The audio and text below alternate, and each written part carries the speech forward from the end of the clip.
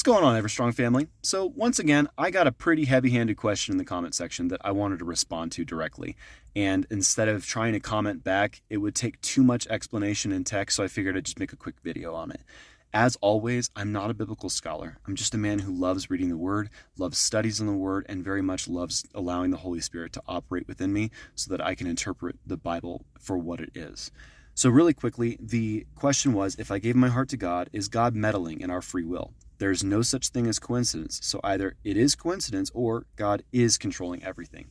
The short of it is, yes, God is in control of absolutely everything, and yes, God did give us free will. But the long of it is so much deeper than we can comprehend. And to give a little backstory for that, the reason why is we are an extremely finite creature. If you imagine a single line going across the screen, that is the single plane of existence that we currently operate in. We can't understand the vastness that is of God without, of course, being in heaven ourselves in his exact presence. We live in that single plane, while God, you could describe him from scientific community as a multi-dimensional being. So take the term omnipresent. Omnipresent is very often thought of as maybe God is like a blanket wrapped around the universe. So he is everywhere all at once. But it's so much deeper than that. God is not only everywhere all at once. That is true. But he is in everywhere, every possibility of everything happening at all times all at once. If that's confusing you, don't feel bad, because once again, we cannot comprehend that for ourselves in the universe we live in.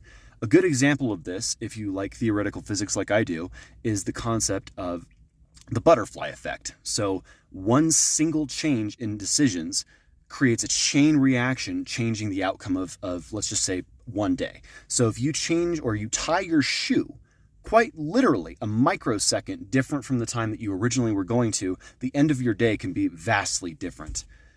Because the time frame of everything switches, and that goes in line with how we live our lives. God does give us free will 100%, but in every single possibility of every outcome of every time that's ever happened, God also gives us the opportunity to free will choose him. He wants us to want him. He does not want to make us do anything. He gave us the free will to choose him, and therefore he gives us literally unfathomable opportunities in different ways to choose him. And that's the beauty of God. He is always looking for ways that we can choose to go towards him instead of trying to force us to do that. As a father, I know what that feels like, and I gotta say, God's vastness is just so beyond our comprehension, but what a blessing.